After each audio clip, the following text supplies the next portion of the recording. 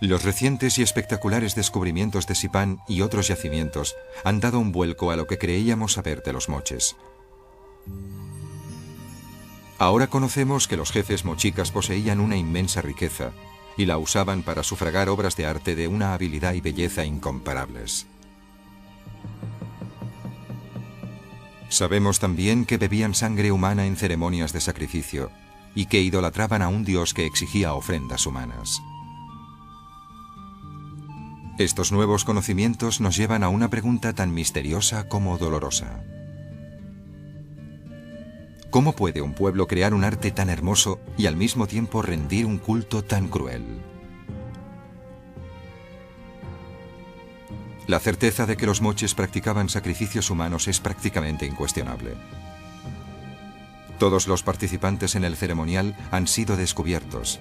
El señor que presidía el rito, el cuchillo con el que sacrificaban a sus víctimas y el macabro dios al que las ofrecían. Y ahora por primera vez, los arqueólogos han encontrado víctimas reales de un sacrificio mochica: los desgarrados cuerpos de la pirámide de la luna. Esos cuerpos son la prueba que confirma ese tipo de actividades. Esta gente debió acceder al templo por su parte posterior, hace 1000 o 1500 años. Les cortaron el cuello, les aplastaron la cabeza y precipitaron sus cuerpos en la parte trasera de la pirámide, en ese patio, dejándolos a la vista. El fantasma del sacrificio humano oscurece la brillante imagen de los moches. Pero seguimos preguntándonos sobre los moches y su necesidad de sangre humana. Es difícil saber qué llevó a los moches a sacrificar a sus semejantes, cuál era su motivación o cómo lo legitimaban. A nosotros nos parece aterrador e inexplicable. Sospecho que tenía algo que ver con cómo entendían el funcionamiento del mundo. Y también opino que no lo creían algo horrible.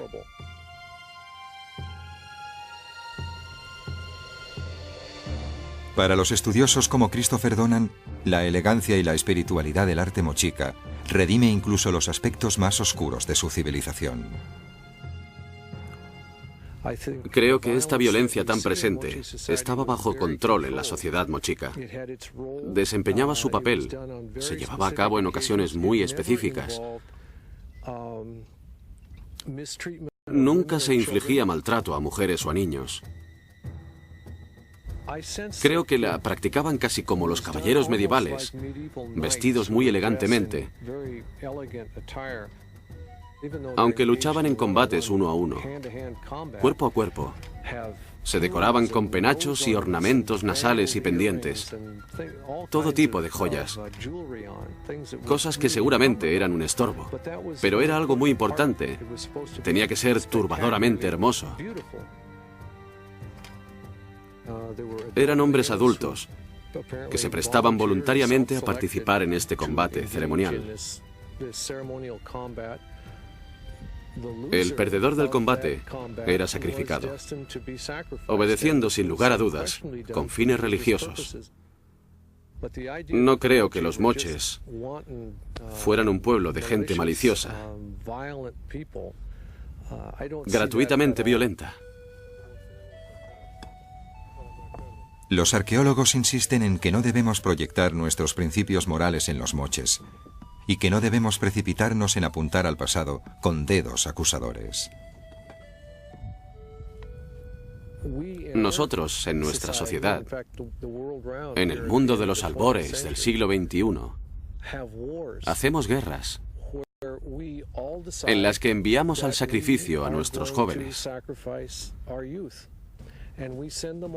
Y como sociedad, estamos preparados para ofrendar a nuestros mejores jóvenes, a millares si es necesario.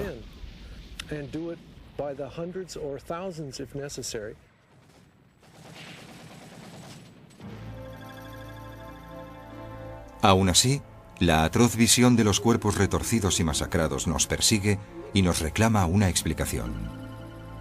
Quizás porque tememos que desenmascaren oscuros impulsos humanos. Los antropólogos creen que hay más cadáveres enterrados en la pirámide de la luna.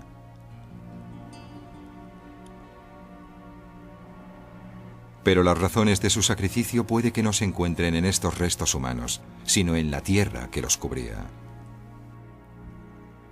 Es interesante que algunos de estos esqueletos se encontraran alojados en una capa de barro,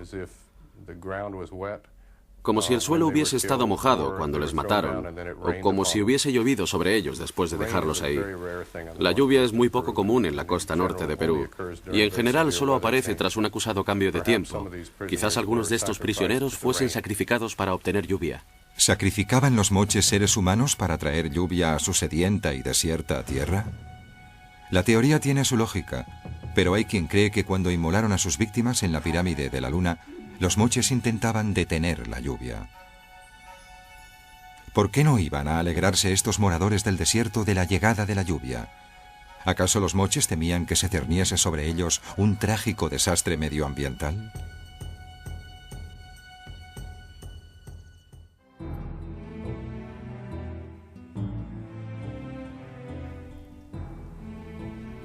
En el año 500, los moches estaban en la cúspide de su civilización.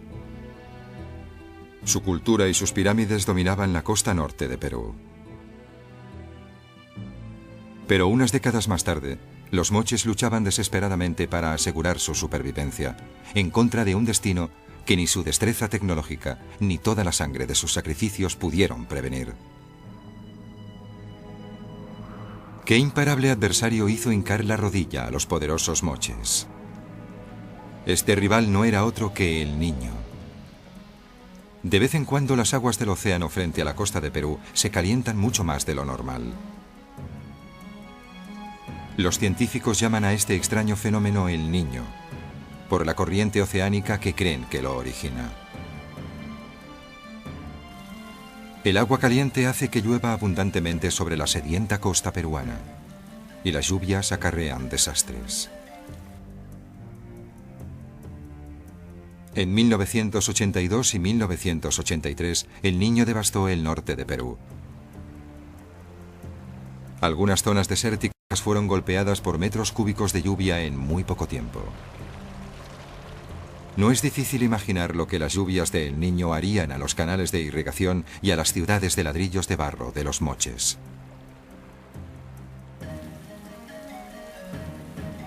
Los arqueólogos saben que un ciclo de El Niño empezó en Perú sobre el año 560, cuando la civilización mochica estaba en su apogeo.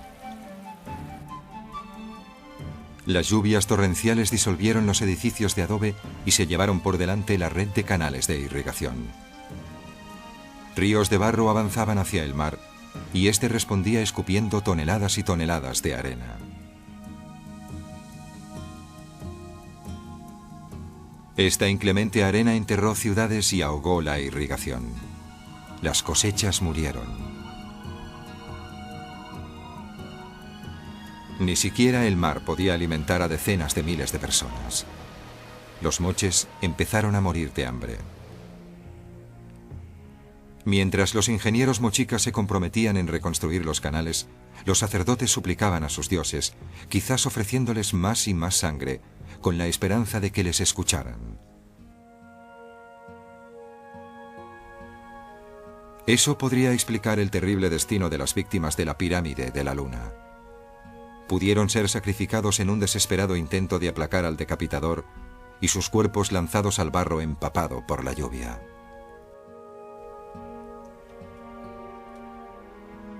Pero la geología demuestra que los dioses mochicas guardaron silencio. Década tras década, el Niño volvía.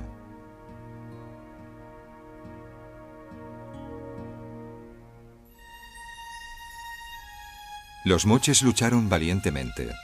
Aguantaron 2 siglos más, acosados por lluvias torrenciales y arenas implacables. Pero al final, su espléndida civilización sucumbió. En el año 800 ya era solo un recuerdo. Los antiguos moches desaparecieron, pero su legado continúa vivo. Un legado de unos logros artísticos insuperables,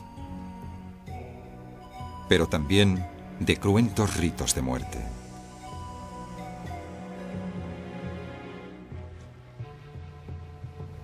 Pero hay otra herencia mochica, ni tan espectacular ni tan brutal. Aunque su civilización ha desaparecido, sus descendientes siguen habitando la costa norte de Perú. My grandparents lived at the mouth of the river many years.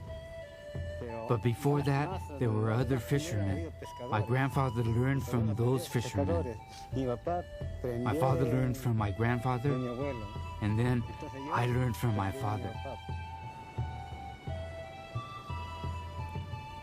Desposorio es la persona con quien he trabajado durante estos 12 años. Él es el último pescador que usa botes de caña.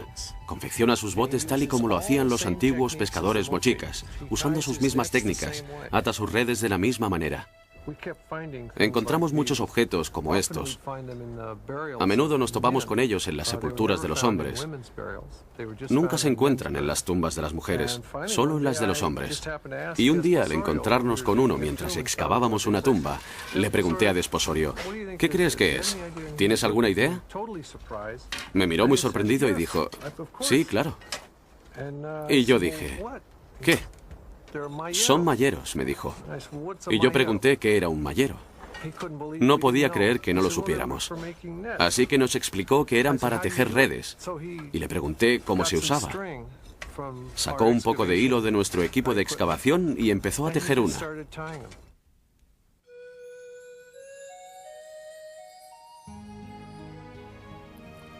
No ha cambiado nada.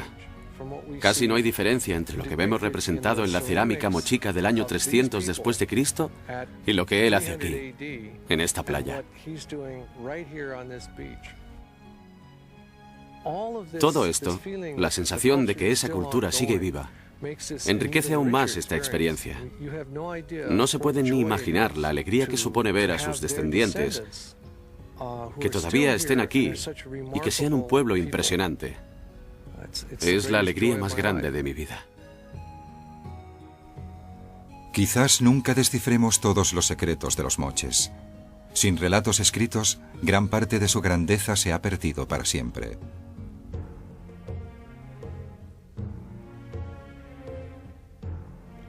Puede que contemplemos sus enormes pirámides y su magnífico arte con un sentimiento de admiración y de frustración.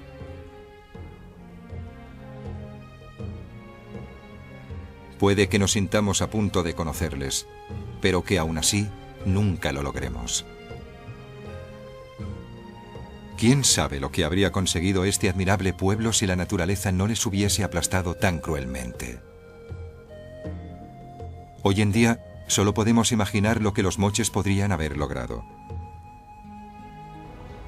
Pero podemos aprender una gran lección de sus descendientes.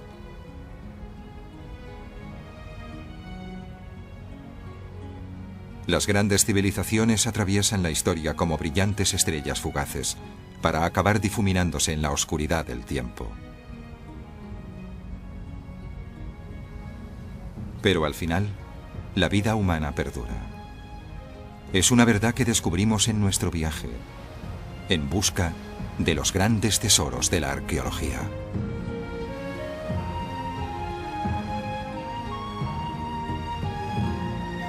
Este programa llegó gracias a...